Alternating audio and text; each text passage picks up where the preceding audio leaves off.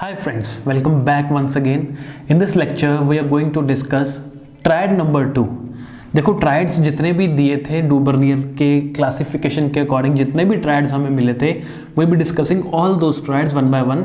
एक triad last lecture में हम डिस्कस कर चुके हैं, उसमें डूबर्नियर ने जो जो बातें कही थी वो उस पर इंप्लीमेंट हो रही थी, तो सेटिस्फाइड था, सब काम सही था बिल्कुल. अब ट्राइड नंबर 2 पे चेक करते हैं कि वाकई में ये भी डूबर्नियर की बातों के अकॉर्डिंग है या नहीं. ठीक है, तो सबसे पहले वही ब्लॉक है. पहले ब्लॉक में पहले कॉलम में एलिमेंट्स लिखेंगे, एलिमेंट्स ऑफ द ट्राइड लिखेंगे और दूसरे में उनके एटॉमिक मासेस कॉरस्पॉन्डिंगली लिखेंगे हम. ठीक है, तो सबसे पहले हम देखते हैं, क्योंकि डूबर्नियर ने कहा था कि वो जो 3 का ग्रुप होगा उनमें जो एलिमेंट्स होंगे they will be having similar chemical properties. उनकी प्रॉपर्टीज क्या होंगी? सेम होंगी. तो इसमें देखते हैं तीनों एलिमेंट्स कैल्शियम, स्ट्रोंटियम और बेरियम.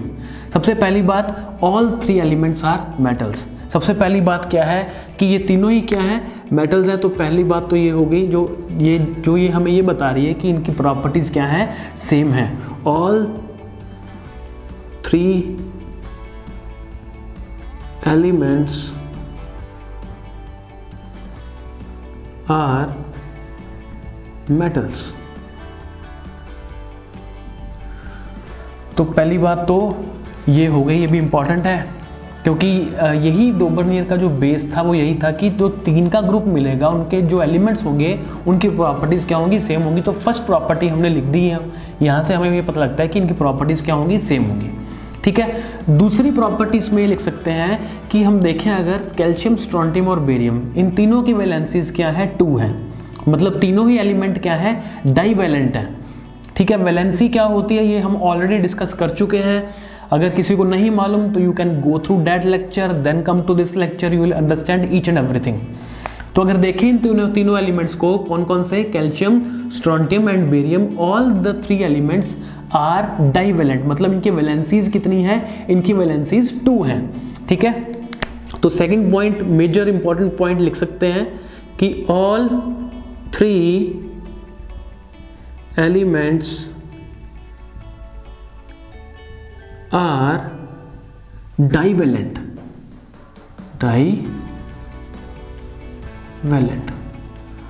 तो मतलब ये तीनों एलिमेंट्स जो कैल्शियम, स्ट्रोंटियम और बेरियम हमारे पास यहाँ गिवन है, इस ट्राइड में मौजूद हैं, इस ग्रुप में मौजूद हैं, ये तीनों क्या है? डाईवैलेंट है. तो ये दोनों पॉइंट्स हमें ये बताते हैं कि प्रॉपर्टीज तो चलो इनकी सेम हो गई.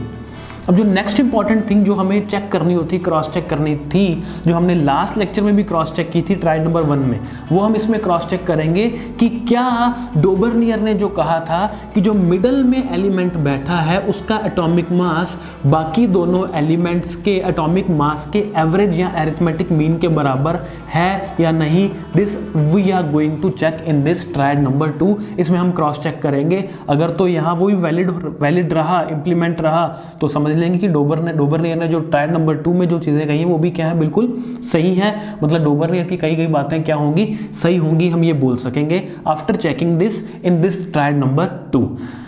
तो देखिए स्ट्रोंटियम का जो एटॉमिक मास है वो किसके इक्वल होता है? डूबर्नियर के अकॉर्डिंग जो मिडल में जो एलिमेंट बैठा है, मतलब स्ट्रोंटियम का एटॉमिक मास किसके बराबर होगा?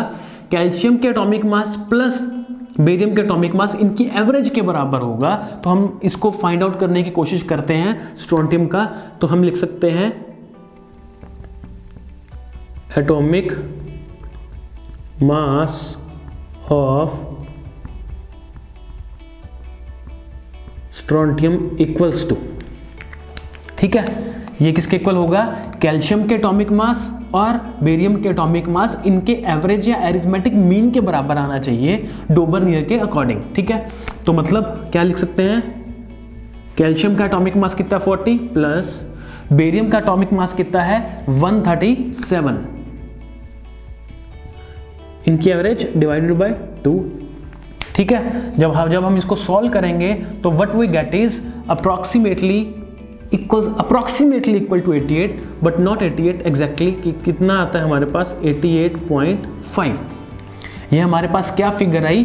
88.5 comes out to be the atomic mass of strontium. इसे लिखते हैं हम कि atomic mass of strontium equals to 88.5।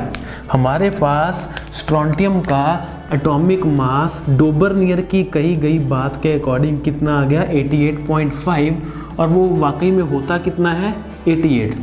तो हम ये मान सकते हैं कि डोबरनियर ने जो बात कही है वो लगभग सही है, यहाँ पे भी वैलिड है, क्योंकि प्रेडिक्शन करना अपने आप में बहुत बड़ी बात है, भविष्यवाणी करना, ठीक है। तो इतना इसमें अप एंड डाउन इज ये क्या है, ये एक्सेप्टेबल है। तो इसलिए हम ये मानेंगे, हम ये मानते हैं कि डोबरनियर जो बात बोली है वो ट्रायड नंबर 2 में भी बड़े अच्छे से इंप्लीमेंट हो रही है। मतलब जो भी बातें डोबरनियर ने कही थी वो इसमें सेटिस्फाइड हो रही हैं हमें, ठीक है। दोबारा सुन लीजिए इस टॉपिक का जो टेक अवे कंक्लूजन है।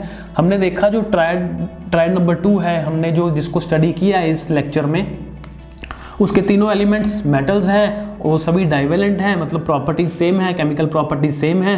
तो चेक करने वाली बात क्या थी कि क्या स्ट्रोंटियम जिसका एटॉमिक मास कैल्शियम और बेरियम के एटॉमिक मास के अरिथमेटिक मीन के बराबर आ रहा है या नहीं आ रहा, जैसा डोबरनियर ने हमें बताया था, ठीक है। तो उसको हमने फाइंड आउट किया, तो that came out to be 88.5, ठीक है, 88.5। और वैसे स्ट्रोंटियम का जो एटॉमिक मास होता कितना है, दैट इज 88। तो लगभग क्या है, ये इक्वल आ गया, क्योंकि ये एक तरह से प्रेडिक्शन है, तो अपने आप में ये बहुत बड़ी बात है प्रेडिक्ट करना और वो लगभग सही आना, ठीक है। तो हम ये कहेंगे कि डोबरनियर का जो ट्रायड नंबर 2 है ये भी खरा उतरा किसके अकॉर्डिंग, डोबरनियर की कही गई बातों के अकॉर्डिंग ये बिल्कुल सही साबित हुआ, ठीक है। तो this is all for this topic guys. In the very next lecture we will be discussing triad number 3। Dobereiner का एक और ट्रायड है, उसके बारे में डिस्कशन करेंगे। उसमें देखेंगे कि क्या उनकी कही गई बातें उसमें वैलिड हो रही हैं, सेटिस्फाई हैं, इंप्लीमेंट हैं या नहीं। So stay tuned guys, upcoming lectures are also going to be most important lectures for you guys, so stay tuned, don't miss any lecture. Thank you so much guys.